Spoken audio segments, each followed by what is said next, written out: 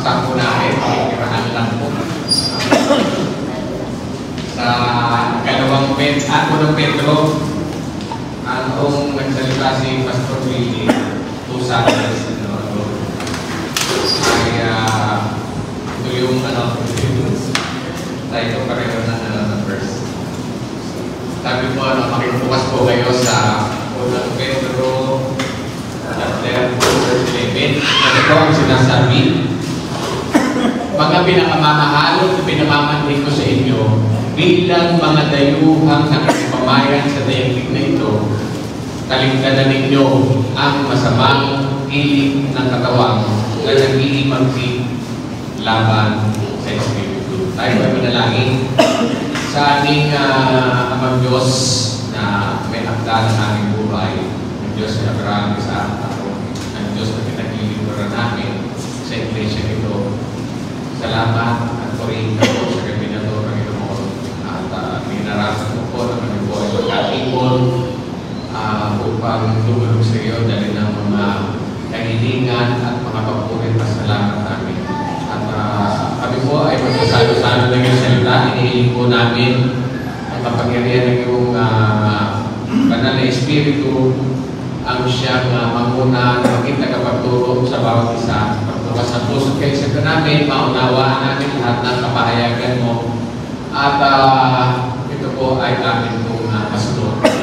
Kaya pinagkakatiwala po namin sa iyong gawad na ito sa pangalan ng anak mo si Jesus.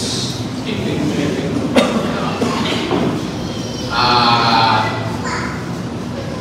Kasi nga, nakikita ko sa minsan nagbukas ako ng Facebook, kapagansin yung ibang nagpo-post, sabi, makikiraan lang mo, sa wall, nagkakataasawin mo, post sila, kung ano-ano post lang, at sinasabi na makikiraan lang mo. Siguro, na-experience ko rin yun, At sabi nga doon sa talata, sabi, bilang dayuhang nakikipamayan sa daigdig na to, pero siyang pinamamanhig sa atin, na taligtan natin yung masamang ilig ng katawan. Kasi laban to sa Espiritu. Okay? Ibig sabihin, sinasabi ko sa ating lahat ng mga anak ng Diyos, mga Kristiyano, mga mananampalataya. Sa aking obserbasyon, ngayon kasi maraming tao sa paligid natin, siguro sa lugar nyo, lalo na sa mga looban, wala nang pakialam yung mga tao sa salitang respeto. Wala na silang respeto, lalo na yung mga bagay bata, matanda. Gano'n na yung naging gano'n na yung naging ugali sa panahon natin ngayon. Mapapansin mo, nagdaraan sa kalye o yung mga daanan na noong araw kasi pag yung makikiraan, yung lugar na patundaling yung kuya ni Mangboy Toledo, yung pinaka-tulo ng Josephine, patundaling ng kuya. Nagbubukit kami ng araw makikiraan kami doon, kahit kilala kami ng mga tao. Talaga nakikiraan kami.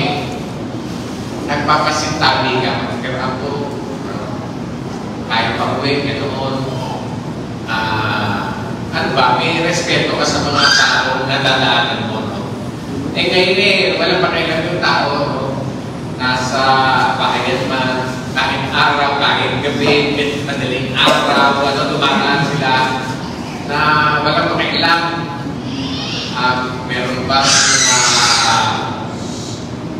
nabubulahaw o nai-istorbo na mga natutulog pa o matutulog na, walang pakialam.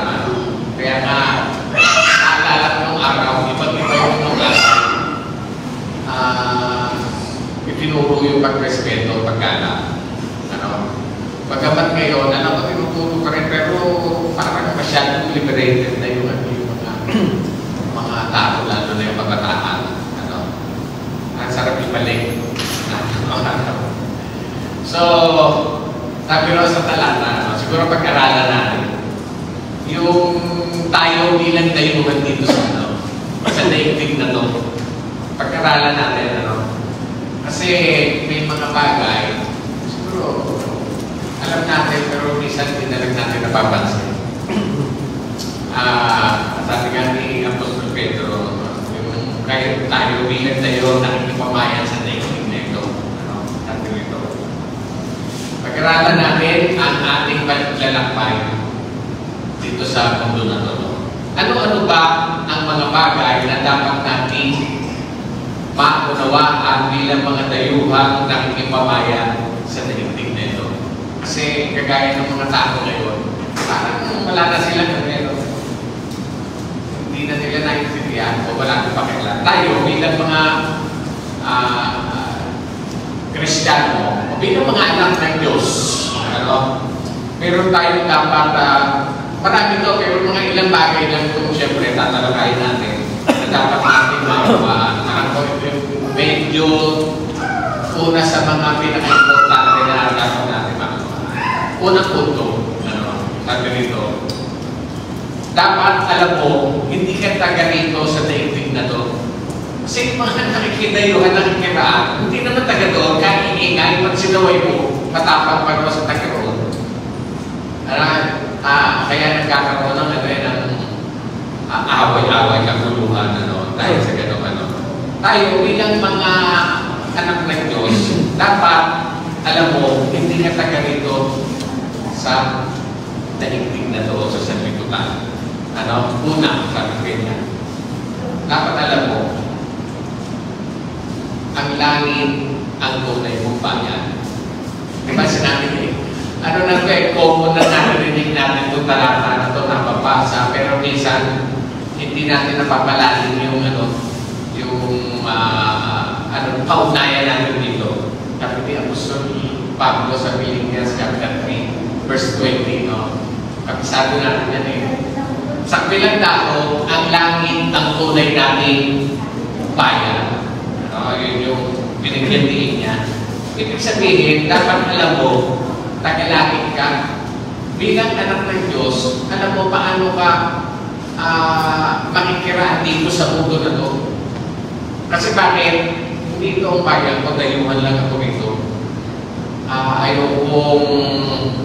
Kaya nga yung ni Apostol Pedro ron, iwaksin na ninyo, talagdan na ninyo yung masamang hilig na katawan. Okay, So, kung alam mo na hindi ka taga rito, dapat alam mo tagalangit ka kasi alam mo hindi ka taga rito Kung alam mo Kristiyano ka o anak ng Diyos, yun yung nakakalungkot minsan, kami nila lumaki sa church, napanood ko rin sa nakita ko rin dumaan lang sa Facebook na.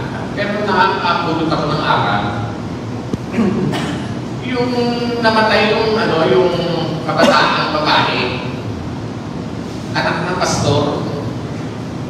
Tapos tawag niya, yung isang lingkod ng Diyos na negotiate siya daw sa Panginoon. Ito dapat bigyan ng pagkakataon na makapasok sa karya ng langit. Ito ay ilustrasyon lang naman. Sabi nung Panginoon, it's too late.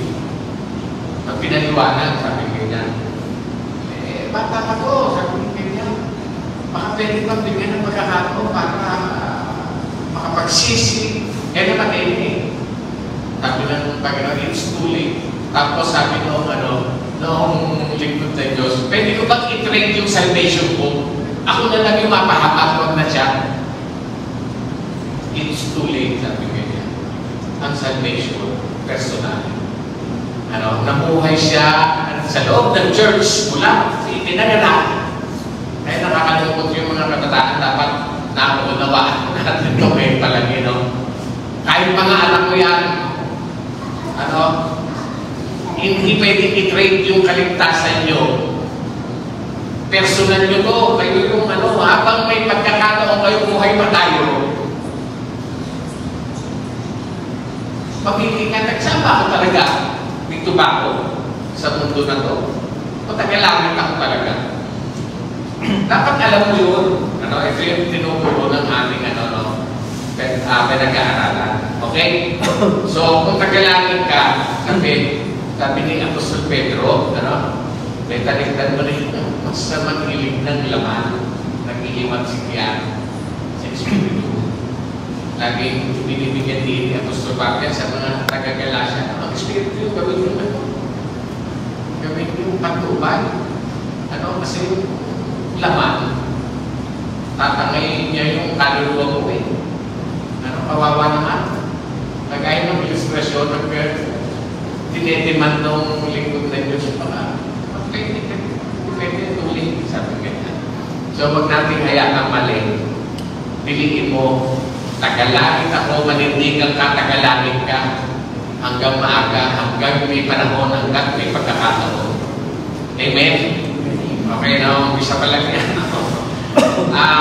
Pangalawa, kung ikaw ay dapat alam mo hindi ka taga rito sa daigdig na to. Tandaan mo, dahil hindi ka taga rito sa daigdig na to, maraming hindi nakakaunawa sa'yo at maraming hindi ka kilala. Kasi bakit? Iba yung gawa mo, iba yung hindi pa rin makisama naman to. Kahit paano naman ay mag-happy-happy naman tayo. Ibig sabihin, hindi ka maunawaan ng taga-sanlibutan.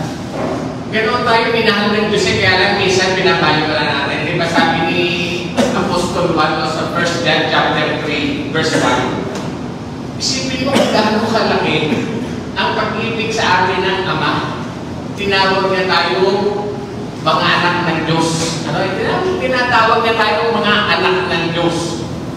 Yun yung totoo. Okay? Kung ito yung alam mo sa sarili mo, panindigan mo na anak ng Diyos. Ito ang dahilan kung bakit hindi tayo nakakilala ng mga taga-sanlibutan. Hindi nila kinikilala ang Diyos. Kaya hindi ka maunawaan, hindi ka kilala. Dapat ito kasama natin eh. Ba't ganoon? Saan ba ito? Hindi namin mahatap. Yun yung gusto makita ng Diyos. Kasi kung gano'n tayo kamahal kung gano'n tayo nilipit ng Diyos, tinatawag tayong anak niya. Tapos hindi mo pinapansin, pinapaliwala mo. Hindi lang ito para sa mga matatanda, hindi lang ito para sa mga kabataan, para sa ating lahat. Kasi malimit, mga Kristiyano nga sinasabi po, active ako pag Sunday, worship, nandiyan ako, pag may mga pagtitipon, nandiyan ako, pero ginagawa pa rin yung mga ginagawa ng taga-sanlibutan. Parang bandi-bandi sila. Kilala ka ng kasama ko yan lagi eh. May mga churches kasi po ganyan, sinasabing Christian church. Siguro alam na naman natin yung mga denominasyon na yun. Pagkatapos ng service, punta lang sa mga inuman. Marami pong gumagawa talaga niyan. Ibig sabihin, kilala sila ng mga tao. Gano'n sila. Ano pagkakaiba nila sa mga taga-sanlibutan? Amen po. Dapat, kung ikaw ay tagalangit, hindi ka kilala ng hindi ka nila maunawaan. Amen po na sasabayan mo natin. Okay, Kaya nga, kung alam mo na anak ng Diyos at kinikilala mo na tagalangit ka, pag-iingat tayo sa pakikiraan natin dito sa daigdig na to. Hindi tayo yung matulad nung sinasabi ko siya, taga sa loob, babalik pakilang sa mga taga roon. Private na yung dadaan, kagaya natin. Private po yun pero kaya lang extreme ng daan. Para, gano'n nung araw ngayon hindi tataas na ng patiro ng bakod. Di ba? Noong araw ay gumamela lang yung bakod ng mga bahay. Gumamela, sinasampayan pa ng damit, pinagpupulakan pa yan eh. Ngayon wala nang ganoon. Kung sakali mong dadaan sa lugar, wala na rin nagpapasitabi. Wala na pakikiraan mo, magkagalang. Kaya nga sabi nga, pakaingat tayo sa pakikiraan sa daigdig na to. Kasi sabi ng kanta, minsan lang tayo daraan sa daigdig na to. gawin mo na kung ano yung dapat at mabuti. Ano, yun yung awit eh. Simple lang siya, pero buo yung sinasabi ni Apostol Pedro doon. Ano? Sabi nga ni Pedro, talikdan na namin yung masamang hilig ng katawan. Nag-ihimagsik ko laban sa Espiritu. Ano? Sabi nga ni Dad, sabi ko kanina, tinawag tayo mga anak ng Diyos pagkatapos makikiayon tayo sa nakbo ng sanlibutan na to. Ginagawa natin kung ano yung ginagawa nila. Tagisaan ka talaga. Amen, ano? Dapat meron tayong, yung identity. Walang identity, crisis. Nalilito yung tao, ano ba to? Kristiyano ba to? Okay, no? So, sabi nga, tagalangin ka, tapos, kung anak ka ng Diyos, dapat meron kang, tatak ng Holy Spirit, hindi ka na makikiayon sa ginagawa ng Hindi, ito ngayon ang uso ngayon eh. Ito ngayon ang diba? Ay, Kristiyano, pero alam niyang mali. Ano tawag niya? Dinajustify. Para lang maiangkop yung sarili niya kahit alam niyang mali. Para lang maging tama, iniangkop niya yung sarili niya sa mali. Hindi dapat mangyari. Amen po? Okay, pangatlo. Nakita ko to sa minsan lang ako magkano ng Facebook pero pinupulot ko doon yung magagandang aral. Sino yung nakakadaan sa inyong volume? Yung taga-Netherland, white race yan, taga-Netherland na nagpunta ng Pilipinas, nakarating ng Benguet. Alam ko sa Baguio City. Ay naibigan niya na yung kultura ba ng mga igorot. Nakapahag sila pati pananamit. Iniangkop niya yung sarili niya, minahal niya ng gusto. Dito na siya nariraan. Igorot na siya. Kung magsalita siya, fluent yung niya. Pagkakilo parang nalimutan ko yung native na salita ng igorot mismo. Marami natutuwa. Makikita niyo yung mga komento. Natutuwa, umahanga, natanggap siya bilang parang tunay na katutubo. Hindi dapat mangyari sa atin sa pakikiraan natin sa daigdig na to. Tanggap ka ng mundo, taga-mundo ka, hindi pwede mangyari. Kung ano yung ginagawa nila, ginagawa ka. Okay, no? So, nais pa natin maging katulad noon na hinahangaan siya, manatili na lang dito sa sanlibutan. At sabi din ni Apostol Pablo sa unang Korinto yun chapter 15, kung ang pag-asa nyo, pag-asa natin, ay para lang dito, ito lang sa mundo na to, tayo na yung pinakakawawa. Bakit hindi namin naunawaan yung totoong buhay? Bakit dito palang buhay? Okay, no? Tandaan natin, sabi ni Apostol Pablo sa taga-Epeso, Ephesians chapter 1 verse 4, sabi niya, sa ating na pakikipag-isang ito, hinirang na niya tayo bago palikhain ng sanlibutan upang maging banal at walang kapintasan. Isipin mo, hindi pa wala pa itong mundo, hinirang ka na ng Diyos, ibig sabihin, may pinagmulan ka na. Wala pa itong mundo, hindi ka pa isinusubo, pinapadala ng Diyos dito sa mundo, pinili ka na maging anak niya. Ibig sabihin, alam mo na yung katayuan mo, meron kang katayuan dati. Yun yung sinasabi, tagalangin ka talaga. Okay, no? Pinili ka na, hinirang ka na ng Panginoon. Sabi nga ni Apostol Pablo, di ba? Wala pa yung sanlibutan na ito bago pa pinili. Pinili ka na, hinirang ka na. Okay, no? Hindi maaaring, tanda natin, pangatlo, sabi nga, hindi maaaring magkamali ng pagpili at paghirang ng Panginoon. Hindi pwedeng magkamali. Kung anak kita, anak kita. Kung tagalangit ka talaga, tagalangit ka, hindi ka pwedeng, hindi mo pwedeng iyangkot yung sarili mo bilang tagalupa. Okay, no? Sabi, hindi siya pwedeng magkamali. Eh, siya yung Diyos na makapagyarihan sa lahat, no? At kung hindi siya na magkamali, hindi siya nagkamali ng pagkapili at pagkahirap siya, may pahalagahan natin. Ito yung malibig ko ulit-ulitin. Pahalagahan mo ang pagkahirap sa iyo at pagkapili sa iyo ng Panginoon. Huwag nating dumisan ang pangalan ng Panginoon kasi tinatawag niya tayo. Gaano ba kami pag-ibig ng Diyos sa atin? Tinawag niya tayo mga anak, tapos dudumisan mo yung pangalan ng Ama mo sa langit. Ano, di ba? Para lang mapaayon yung ano mo, yung nasa ng laman mo. Kasi yung laman talaga yung tumitigil sa pagnanasa yun. Dito tayo sa mundo eh. Kaya kung hindi tayo taga-rito, nakikiraan lang tayo.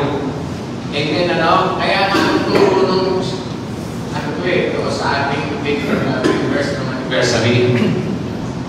Sabi nung sumulat ko kay Coriolos, sabi sa chapter 11, verse 1, ano? Sabi ganyan, naliligid tayo ng makapal na saksi. Ano? Yung unang mga saksi na yun, yung mga heroes of faith eh, no? Pinanonood nila tayo. Ito yung mga kasama ko dapat dito sa langit eh, no? Titignan ko ano paano nabubuhay ito. Ay, naku. Ba't sumablay ito? Ibig sabihin, pero mga witnesses na nakatingin sa atin. Bukod doon, maraming witnesses sa paligid natin. Ano? Kaya pag naliligid tayo ng makapal na saksi, ito yung hilig sa atin ang sumulat nito. Sabi, iwaksin ninyo ang anumang kasalanan o anumang balangin na pumipigil sa inyo. Ano? Ibig sabihin, iwaksin natin, alam mo mali. Hindi mo alam na mali. Kaya sabi niya, iwaksin ninyo ang anumang kasalanan o anumang balangin na pumipigil sa atin. Ano? Kaya, ito yung ano sa atin. Dahil pinili ka ng Panginoon, pahalagahan mo.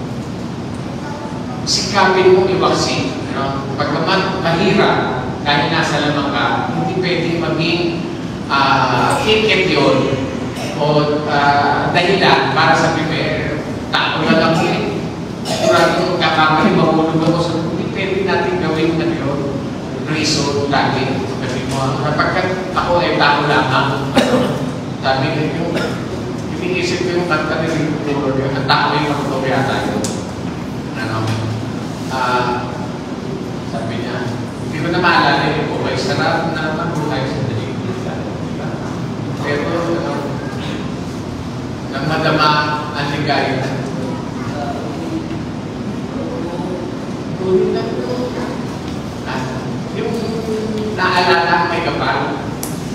Ano? Yung nung nakaramdam siya ng pagsubo. So, niya lang naalala may kapal. Ang tao marunong talaga sa niya. Hindi natin pwedeng gawin ano yun ticket para maging accepted tayo. Okay, no? Lagi kang tumingin, hindi ako taga dito. Hindi dapat ako nakikiayon sa kanilang sa kanilang mga gawa.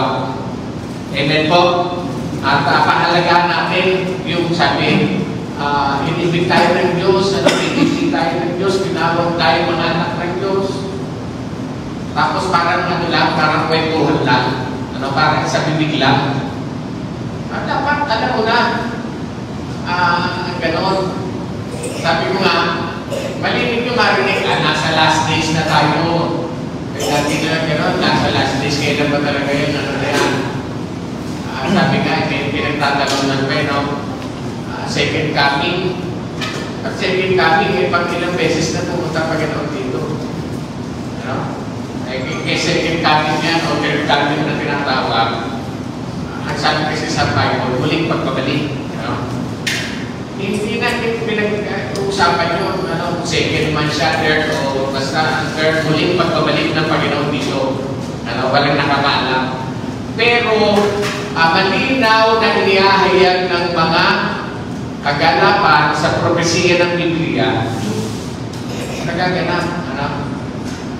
Kayo ba ay updated o sa yung ilog ng Euphrates? Alam niyo na ba yan?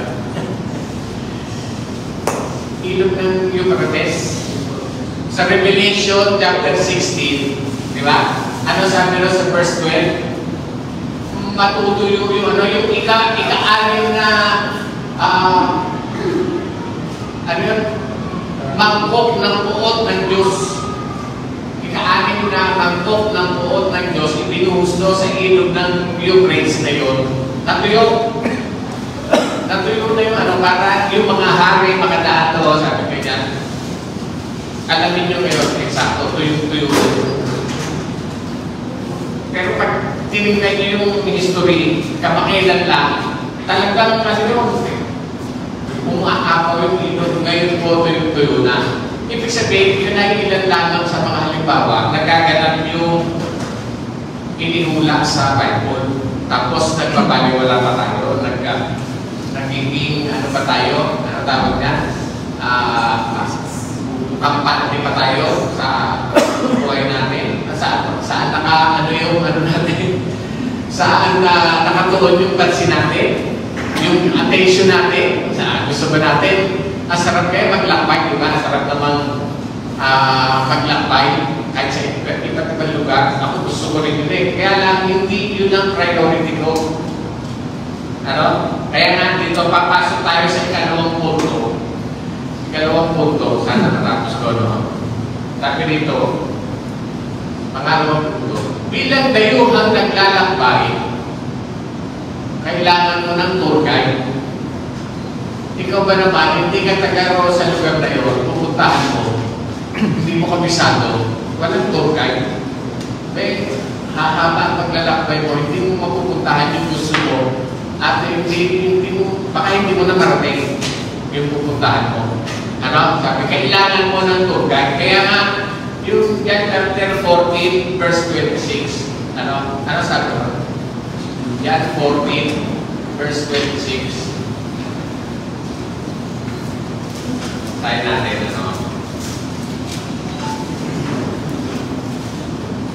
Ito po sabi. Ngunit ang patnubay, yung patnubay sa ibang salin, gabay, di ba? Gabay. Ang Espiritu Santo na susuguin ng Ama sa pangalan ko ang siya magtuturo sa inyo ng lahat ng bagay at magpapaalala sa lahat ng sinabi ko sa inyo. Bilang dayuhan tayo, dito sa daigdig na ito, kailangan natin ng patnubay o kailangan natin ng guide, tour guide, kasi naglalakbay nga tayo, sabi ni Apostol Pedro, So, kailangan natin ang tour guide. Bakit kaya? Kasi kung sa isang lugar ka, alalahanin mo, iba yung daan doon sa lugar na pupuntahan mo kasi hindi mo alam yun. Hindi ka gaya ng nagdadrive kami ni pare, pag gabi dyan, itong tinadaanan namin yan, kahit lubak niya, kabisado namin kahit gabi, kahit hindi kami mag-ilaw.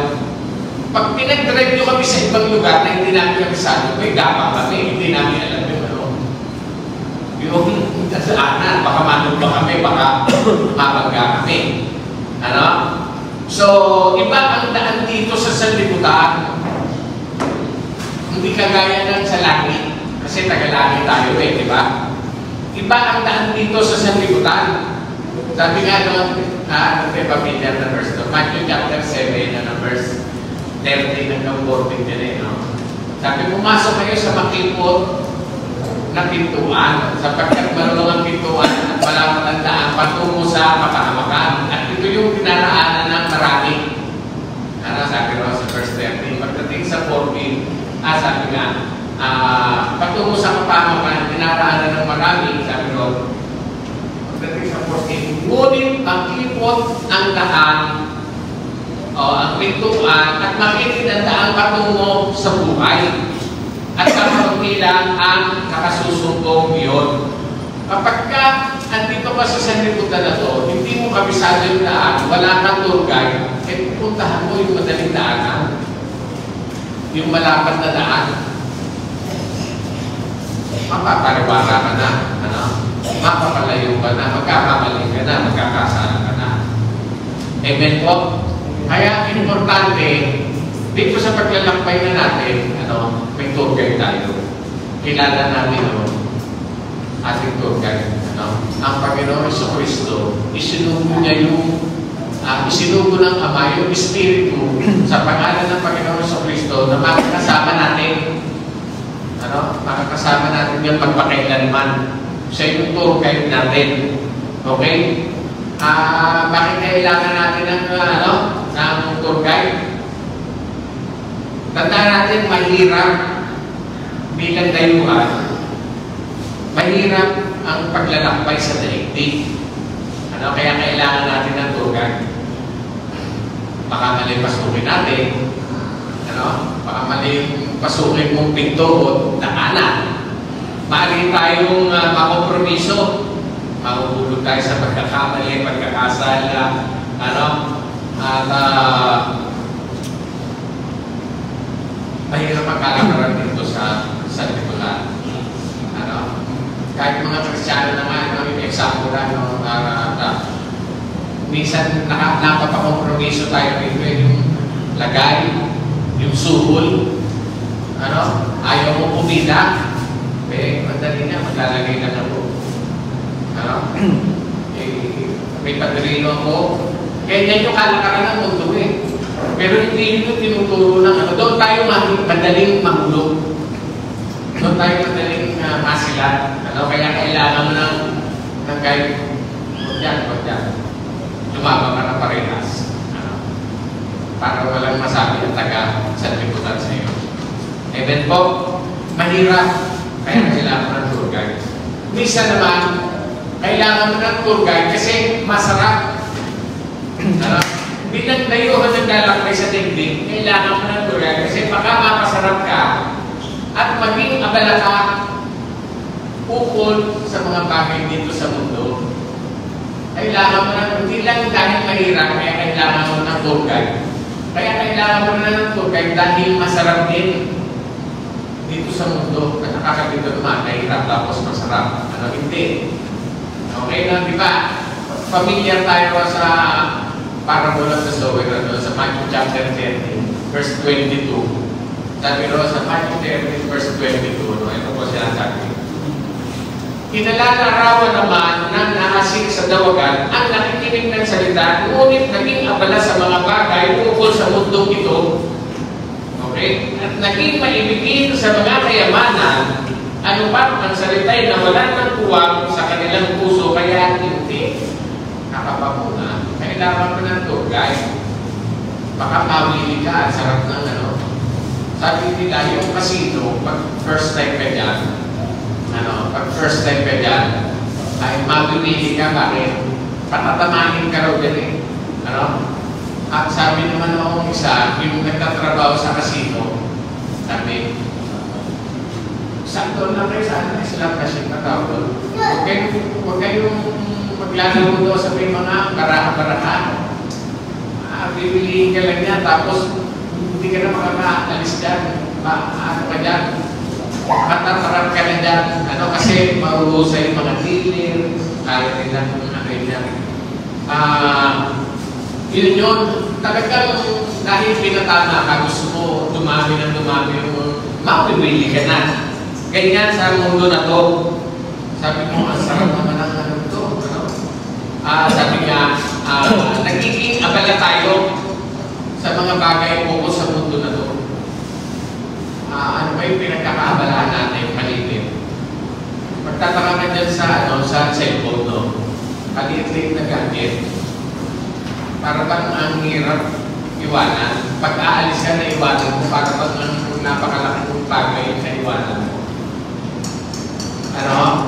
At sa bahay, lalo na po yung mga kabataan, pag ginawa ka nila yan, hindi na halos makitawan. At diba, nakakalungkot. Ganoon, manguwinin itong mundo na to. Kaya ito yung mga bagay tungkol sa mundo. Maliit na example pa lang yan, pero marami. Sabi nga,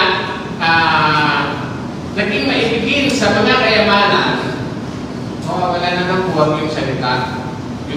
Yung tagubilin ng Panginoon, yung bulong ng yung pagtuturo at sabi pagpapaalala ng Holy Spirit, parang binabaliwala na yung tour guide. Kaya mahigpit yung tour guide natin. Ikaw ang pipili. Sige, tagalawin ka, gusto mo ba? Diba nangyari yan kay Apostol Pablo, doon sa ikalawang Timoteo chapter 4. Diba, doon sa verse 10, sabi niya, iniwan na ako ni Dimas. Bakit? Nahumaling siya sa mga bagay ukol sa mundo. Ang nangyari kay Apostol Pablo yan, ang sipag-sipag ni Dimas, pero nawili sa salamat na lang dahil nakapanumbalik si Dimas mababasa yung sulat ni Apostol Pablo sa bandang ulit. Okay, hindi tayo excited kasi kita ng laman yan. Sabi nga, mahirap, kaya kailangan ng tour guide. Masarap din, kaya mas lalo kailangan mo ng tour guide nito. At madilim. Pangatlo, kailangan mo ng tour guide kasi madilim yung santuan. At ang nagbibigay liwanag lang dito, walang iba, kundi ang Panginoon sa Kristo. Siya yung tour guide natin sa pamamagitan ng Holy Spirit. Sabi, bilang tayo naglalakbay sa sanlibutan, kailangan mo ng tour guide dahil baka malubak na pala. Malubak ka, matisog ka, o mahulog ka dahil madilim ang sanlibutan gawa ng kasalanan. Hindi natin namamalayan na hulog na pala tayo sa dilim. Okay, dahil nawili ka, hindi ka na makaahon. Kaya kailangan ng tour guide. Sabi, kami nga, hirap na ako mag-drive pagdating sa gabi. Sige, bagay na driver ka, pero pagdating sa gabi, medyo hirap na rin, kagaya ng araw. Kaya kailangan natin ng Panginoon. Sabi nga sa John chapter 8 verse 12, nakatandaan yung nung nahuli yung babae sa pagkiyapin. Sabi niya sa verse 12, muling nagsalita si Jesus sa mga tao, wika niya, ako ang ilaw ng sanlibutan. Ang sumusunod sa akin ay magkakaroon ng ilaw na nagbibigay buhay at di na lalakad sa kadiliman. Okay po? Madilim sa kasalanan ng sanlibutan, kailangan natin na tour guide. Okay po? So, una, sabi nga natin, kanina, tandaan natin, hindi ka taga dito sa daigdig na ito, nakikiraan ka lang. Pangalawa, at dahil nakikiraan ka lang dito, kailangan mo ng tour guide. Pangatlong punto na po tayo, patapos na po tayo. Bilang kayo naglalakbay o nakikipamayan sa daigdig na ito, ang gawin mo, i-enjoy mo lang yung journey mo dito. Enjoy lang. Kasi ang Panginoon naman ang nagpadala sa iyo dito bago paligay ng sanlibutan, pinili ka na ng Diyos, isa ka sa maglalakbay dito sa sanlibutan na ito. Dapat na-enjoy mo. Kayo ba mag-travel kayo sa lugar na ayaw nyo, sa lugar na alam mo na hindi ka mag-enjoy, pupuntahan mo kayo? Siyempre hindi. Kaya ka pupunta roon, excited ka, gusto mo, alam mo, maganda yung pupuntahan mo. At dapat masiyahan ka. marami ng mga turista yung naglalakbay sa iba't ibang lugar, diba, iba't ibang nationality. Sila pupunta rito, tayo pupunta roon. Ganyan lang naman no? At minsan, kagaya nung matawag yung tapos nationality ng Netherlands. Ito alam niya si Magyolan. Kagaya noon, di ba? Napili na siya na in-enjoy niya ng gusto. Ang problema, hinatag niya na hindi na siya nakabalik sa kanila. Sa sobrang enjoyment, minahal niya ng gusto yung yun lang yung pagkakaiba at pagkakamali na hindi dapat mangyari sa atin. Marami na willing, sobrang enjoy, inadap na talaga yung kultura ng ibang lugar. Kaya yung mga kababayan natin, yung mga kabatch ko, alam nyo, pinapost nila. Meron na akong, citizenship ng Canada, pinapost pa meron. Natanggap ko na. Canadian citizen ako. Yun naman isa, American citizen ako. Nagustuhan na nila yung gano'n. Parang ayaw na nila bumalik sa Pilipinas. Maraming ganyan, kaya yung mga, natin, nakatawa lang kayo, pero huwag mo kalimutan yung pinagmulan mo. Gano'n din sa ating pananampalataya. Yung journey, i-enjoy mo lang, sabi nga, maganda sa sanlibutan, maganda rito sa sanlibutan na to. Bakit hindi maganda itong sanlibutan na to? I-enjoy mo ito bakit hindi? Eh, Diyos ang may luhan nito. Diba? Siya nga nasiyahan sa lahat ng ginawa niya. Sabi nga sa Romans chapter 1 ba yun, yung pinihayag yung katakayaan ng Diyos sa pamamagitan ng kanyang mga nilikha yung ginawa niya. Kaya talagang maganda rito sa sanlibutan na to. Ang kailangan lang muna sabi, subalit sabi sa Bible, ito una sabi, enjoy natin, pero sabi dito, huwag mong ibigin ang sanlibutan at ang mga bagay dito sa sanlibutan, i-enjoy mo lang siya, huwag mo siya ibigin. Diba? Sinabi ni John niya sa 1 John chapter 2, sa verse 15, hanggang 16, huwag mo ibigin ang sanlibutan at ang mga bagay sa sanlibutan. Bakit? Sapagkat ang mga bagay sa sanlibutan ang nakapupukaw sa kita ng laman, mga nakatutukso sa paningin at mga karangyaan sa buhay ay hindi nagmumula sa Ama, kundi magsanlibutan na. Kaya sabi niya, enjoy mo lang, huwag mong iligid. Kaya pinagdayuhan, ikaw ba ayaw natayo ka sa ibang lugar? Ayaw ko i-enjoy yung pumunta ko. Hindi ko ito. Ang sabi rin ng Panginoon, di ba John 10:10 ba yun? Napakito ako, bigyan ko ng buhay, isang buhay na ganap, kasiya-siya, at masaganang buhay. Gusto niya rin ma-enjoy natin yung buhay.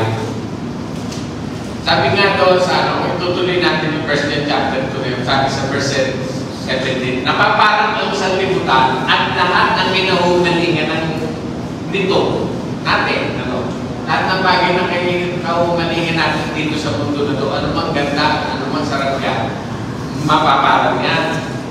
Pero ang sumusunod sa kalooban ng Diyos, mabubuhay magpakailanman. Pabalik ka sa langit na pinagpunan mo. Amen po? Amen? Pangalawa, bakit ako enjoy? Enjoy ka lang, huwag kang magkalala sa mga bagay. Hindi ka makakapag-enjoy habang andito ka, nag-aalala ka. Yung pupuntahan mo, pero nag-aalala ka, hindi mo may enjoy. Nandito ka sa mundo na to, i-enjoy mo lang, huwag ka mag-alala sa mga bagay na kailangan mo, bahala Diyos niya. Kaya ka nga ipinadala dito sa lupa para mapaghirapin ka. Kaya malitin natin, malitin ka. Hindi ka mo, paglan ako, pahirapan ko. Hindi. Di ba? Huwag ka mag-alala, bahala Diyos niya. Di ba? Sinabi nga ni Apostol Pablo Memory verse natin. Sabi niya sa verse 19, diba? At buhat sa kayamanan niya hindi na ububos. Ibibigay niya ang lahat ng inyong kailangan. Kapag kita ni Kristo Jesus, tapos naandito ko lagi ka na lang, kulang. Lagi ka na problemado. Minsan, sa pag-aalala mo, nalilimutan mo na kung kanino mong anak. At salamat ng Diyos, ba't ako mag-aalala? Nalimutan mo na kung taga-saan. Mataglamit nga pala ako. Ba't ako mag-aalala? Hindi mo tuloy na-enjoy yung journey mo dito sa mundo. Yung tandaan natin, sabi nga, minsan lang tayo daraan sa daigdig na to. Ano ba yung mabuti? Ano yung maaari mong gawin ngayon? Samantalahin mo na. Sa amin po, ilan yung bata-bata lang, 40 plus lang. Hindi alam, may sakit siya. At tapos yung isa rin, sunod-sunod din naman tayo. Nakaligtas siya roon sa napagpupin ulo niya na inaway niya chip ng barangay. Bigla siya sinuntok napagpupin ulo. Nakaligtas siya roon, na-operahan siya. Okay na ilang taon. Okay, ilan namatay? Hindi ko alam sino bilang nakarating doon sa hindi ko alam ang pagkamatay. So, gano'n madali lang yung paglaki natin sa mundo na to. Nakapanda ko sa Pastor Willie, sabi niya, prayer ko lang, marot ako na 70. Okay na sa akin. Kaya kay Tilo, 66 na si Pastor, kung magaganap yun, matataon na lang. Hindi gano'n kahaba yung buhay. Ako nga po lang, mga 10 years na lang mabubuhay dito. Kung gano'n, sabi ko, hindi mahaba yung 10 taon o 20 taon, napakainibig. Tapos pupusin mo pa yung panahon ng paglagi mo rito, puro pag-aalala yung napalit tayo si Dr. Ilio. Naging sakit ni Dr. Ilio? Sarcoma, sa nurse, Maraming klase yung sarcoma, sa iba't ibang mga tissue. Buhay pa naman, Ngayon, ngayon, huling balita na natin na meron kanina lang, hindi ko pa na ibig sabihin, ang ginagawa ng dahilan, bakit siya nagkaroon ng gano'n? Stress. Ano ang naging dahilan ng stress niya? Natalo sa eleksyon, binabasya ko ng mga tao. Totoo naman gusto ko lang makatulong sa mga Pilipino. Sumobra yung kanyang pag-aalala, may ilan yung paglagi. Isipin niya 61 anos kay Derek lang, 61 years old. Wala na. Nataig na pag-aalala. Diba nakakalungkot? May ilan yung journey mo rito sa mundo, i-enjoy mo na. Ang sarap-sarap ng buhay niya, nakakatulong siya sa mga tao, pinasok niya yung politika na hindi naman dapat sa kanya. Na nakapagbigay sa kanya ng matinding stress hanggang sa nagkasakit at hanggang ngayon namatay na pala. Okay, ganyan ang buhay na kita natin yung pangangailangan natin araw-araw. May problema, may pagsubok, magiging kabalisahan sa mga tao at maging sa mga nakakalimutan natin. Ano pala ng Diyos ba naman? Tagalangit pala po. Sabi nga nila, Mr. Pablo, ba? Philippians chapter 4, verse 6. Huwag kayo mag-alala tungkol saan mong bagay. Sa halip, ay hiniling nyo sa Diyos ang anumang kailangan nyo sa pamamagitan ng panalangin, may pagpapasalamat. Ibig sabihin, natatandaan ko noon pinadala ko ng company sa ibang lugar, nasa Saudi ako. Ako yung naging representative ng company. Yung unang company namin na nakilunero, hindi pa marunong sa trabaho, pero sa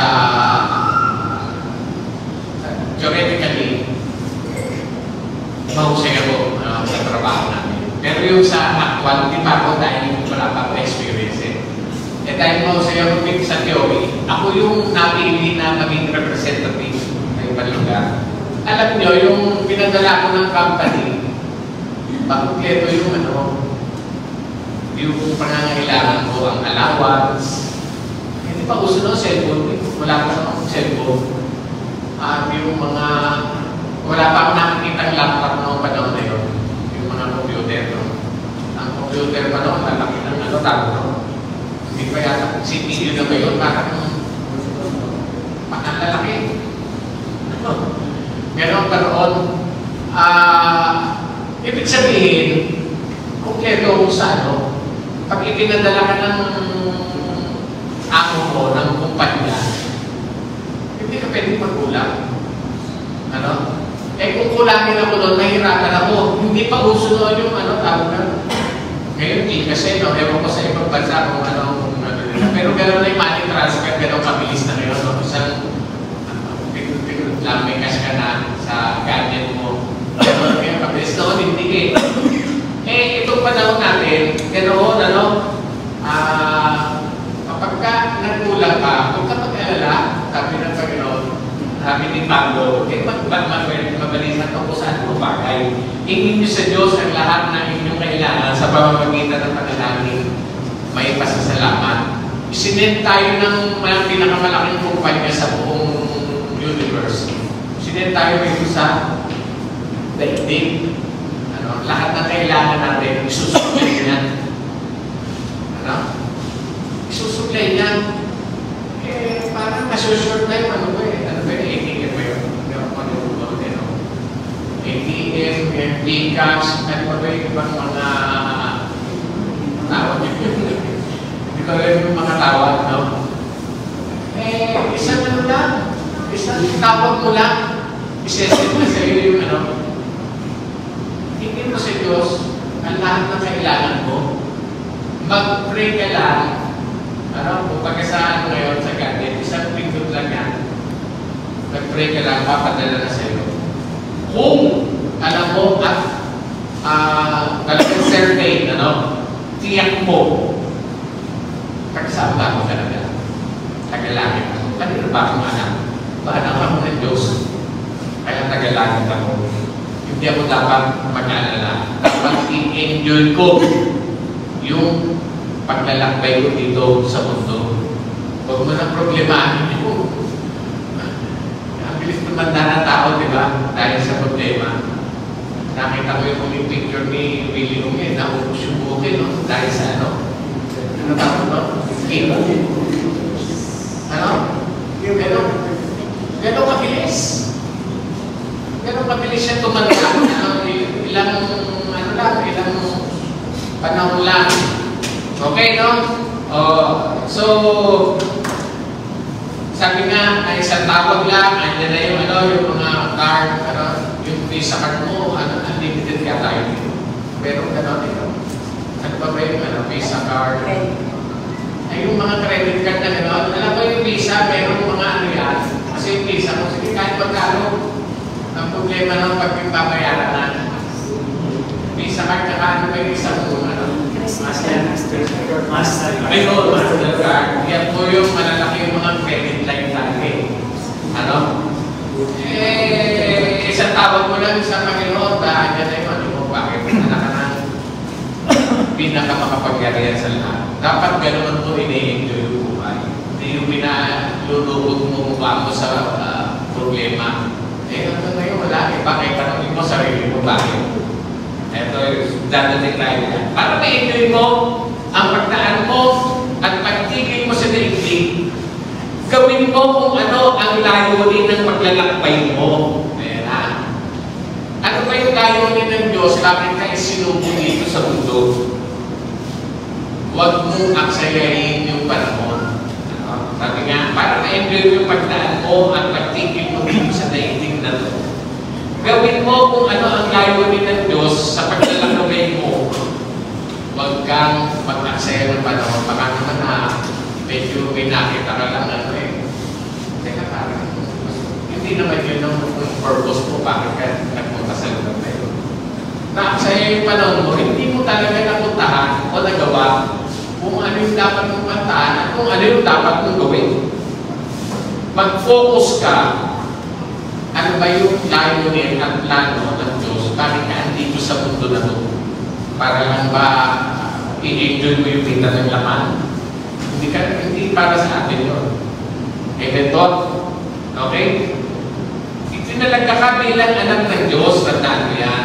Sabi ni Apostol Pablo pagdating sa verse 4 ng verse 5 ng Ephesians chapter 1, di ba? Sabi niya, tayo kanya itinalaga bilang mga anak niya sa pamamagitan ni Yesu Cristo. Yan yung kanyang layunin ng kalooban.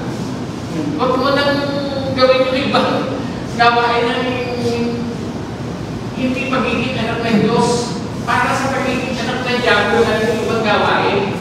Ang gawain mo, ang layunin ng Panginoon dito, gawin, ang nalobang sa iyo, itinalaga kita bilang anak ko. Naging representative kita. Di ba sabi ni Apostol Pablo dyan sa 2 Corinthians? Di ba? Sabi niya, sabi ni Pablo roon sa 2 Corinthians chapter 5, verse 20, kaya ako ay sugo ni Kristo. Ambassador ni Christ. Sabi niya ganyan. Kaya ito yung gagawin natin. Parang ang Diyos na rin ang namamanig sa inyo, magkasundo kayo sa inyo. Ito na yung layunin ng Diyos sa atin. Mga ambassador tayo rito, hindi kayo pinadala rito para lang magliwaliw. Hindi gano'n. I-enjoy mo yung paglagi mo rito. Ano yung layunin gawin mo? Para ma-enjoy mo yun. Amen po? Isa yan sa layunin ng pagdaan dito sa daigdig. Ito pa, sabi niya sa Ephesians chapter 2, verse 10. Tayo'y kanyang nilalang, nilikha sa pamamagitan ng Kristo upang iukol natin ang ating buhay sa paggawa ng mabuti na italulaga na ng Diyos para sa atin noong mamanguna. Itinalaga na talaga tayo. Nilalang tayo, nilikha sa pamamagitan ni Jesus para iukol natin ang ating buhay sa paggawa ng mabuti. Hindi para maligtas tayo paggawa ng mabuti, hindi para maligtas. Pinaliwanag na niya sa verse 8. Pinaliwanag na ni Apostol Pablo yan. Kaya tayo naligtas para iukol natin ang ating buhay sa paggawa ng mabuti na itinalaga na talagang pinlano na ng Diyos para sa atin noon pa man. Sabi nga bago pa na sa liputan, pinili ka na para sa paggawa ng mabuti. Okay po, na sasabayan natin, no? Huwag natin ubusin ang panahon ng pagdaan natin at paglagi natin dito sa daigdig sa mga walang kapuluhang bagay. Masarap lang yan sa pinta ng laman. Masarap lang yan. Pero lahat yan walang kapuluhan. Sabi nga, nauubos yung panahon natin. Okay? Lahat ng bagay dito, lilipas at samantala ng lahat yan. Kung bakit yun yung minamahal ng mga tao. Sana tayo bilang mga anak ng Diyos, masarap talaga yan. Huwag natin pagtuunan na sisikap at hindi masarap masamang magkaroon ka ng mga i-enjoy mo nga yan. Pero huwag mo mamahalin yan. Para bang ayaw mo nang mawala yan. Napakaraming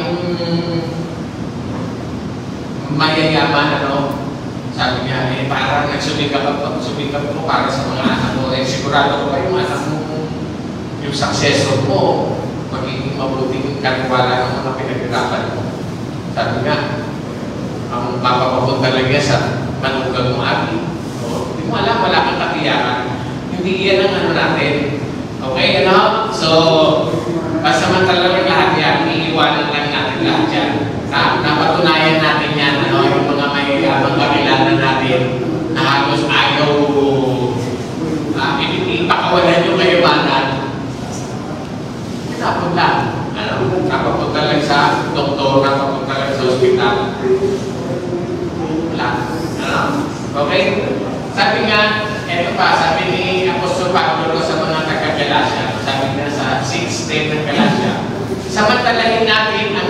pagkakataon, sa paglalagay namin dito, sa paggawa ng mabuti sa ating kapwa, lalo na sa mga kapatid sa pananampalataya. So, dito na yung iuupod natin ang ating panahon. Kaya nga, sabi nga, makakain na tayo kasi sa importante, sabi nga, sa paggawa natin ng mabuti, lalo na sa mga kapatiran at sa ating kapwa. Kaya nga sabi ni Jesus, sa Luke chapter 6, verse 46, sabi, pinatawag niyo akong Panginoon, Panginoon, hindi niyo naman sinusunod yung inuutos ko sa inyo. Sinubukit niya, sinunod mo ba yung pinagagawa ko sa iyo? Tapos tatawagin mo ko, Panginoon, anak pa ka talaga kita. Nakailangan ka ba talaga? Tawag ka ng tawag, Panginoon. Wala kang sinunod sa sinabi ko. Sabi ng Matthew chapter 7, sabi ni Jesus doon, Matthew chapter 7, verse 22, hindi lahat ng tumatawag sa akin ng Panginoon, Panginoon, papasok sa kakayahan na tayo, kundi yung nagsumusunod sa kalooban ng Ama. Amen? Ang kalooban ng Ama, isinubo ko dyan, gawin mo kung ano yung sinasabi ng Panginoon. Amen po? Okay, no? Para ma-enjoy natin ang pagdaan natin dito sa mundo, sumunod na tayo sa sinasabi ng Panginoon. At para lubusan natin ma-enjoy ang journey natin dito sa daigdig na to, huwag na huwag kang hihiwalayin sa tour guide. Amen? Baka pumitaw ka mo. Diba, naalala ko yung kapatid ko nung galing abroad ng tatay ko, nagbakasyon kami. Alam nyo, ginala kami. Ang ganda na pinuntahan namin, Baclaran. Nabili kami na. No, kasi pag Pasko bago na ito. Nabili kami ng kaliitan. Lalaki. Bumitaw. Nakasakay na kami, no? Henrino, Henrino bus line, Nakasakay na kami lahat. Napansin ko, wala si Jude. Tinignan, paano din kami? Bakit bumitaw? Sa ating paglalakbay dito, para ma-enjoy natin, huwag na huwag tayo bibitaw sa tour guide natin. Sabi ni Jesus, John chapter 15, verse 5, ako ang puno, kayo ang mga dala. Hindi kayo ang mananatili sa akin at ako sa kanya. Siya yung mamumunganan sa gana. Kasi wala kayong magagawa. Kung bibitaw kayo sa akin, dapat lagi tayo nakahawak o nagtato sa Panginoon. Amen po. Okay, mahirap mawala o maligaw sa paglalakbay. Napakahirap yung kapatid ko. Buti na lang, hindi siya umalis doon sa makikita ko ako nakapite. Kasi alam ko yung pinagsagyan namin, naiyak na rin. Mahirap. Anong sipon? Tulo na ang sipon. Nakita mo yan ang iyak. Napakahirap. Mahirap mawala maligaw sa paglalakbay. Malamang mapaniwala tayo, mapahama. Amen po. Sabi nga, eto lang yung dapat natin gawin. Diba? Alam naman natin, Ecclesiastes chapter 12, verse 13, sabi, ito lang natin daw, sabi niya nga, ito lang yung buong katungkulan ng tao, sabi niya ganyan. Matakot ka sa Diyos, sundin mo yung kanyang utos. At may pinagagawa sa iyo rito. Yun lang yung sundin mo, huwag ka nang palinga-linga, huwag ka nang ibitaw. Ito lang yung buong katungkulan natin. Amen po.